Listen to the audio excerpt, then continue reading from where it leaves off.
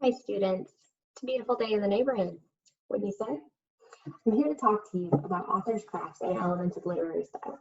It's important to remember that authors don't do anything by accident, at least not in their final drafts. Sure, they may have stumbled upon a brilliant idea in a dream or had a random stroke of genius, but even so, they still had to very deliberately weave that stroke of genius artistically into their story, poem, or speech.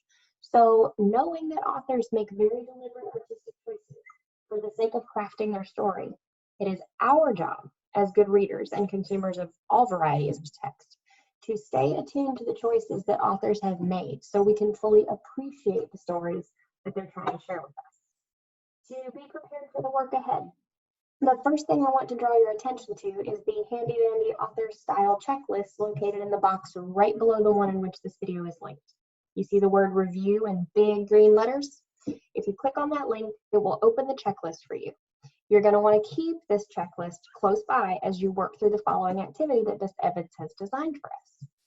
As you look through the checklist, you'll likely feel that most of the elements listed are things you're already pretty familiar with.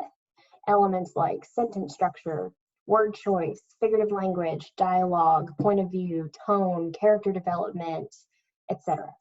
What you may find especially helpful, though, as you look for those things, are the guiding questions in the row next to each of these stylistic items that will help you carry out your analysis.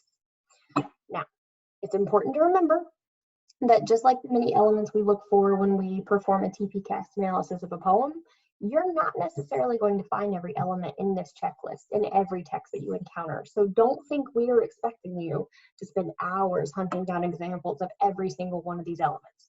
The checklist is just a tool to remind you what to look for, because that's a lot to have to hold in your head all the time. But you only need to document the ones you find in the texts that you've chosen to explore. So before you move on and hear from Ms. Evans about your task, the key takeaways are: 1, always remember, authors do things on purpose. There are no accidents.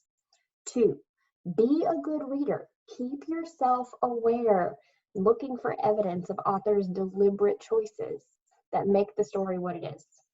3, use the checklist. It is there to help you. Okay? Happy reading, or watching and listening as the case may be. Enjoy.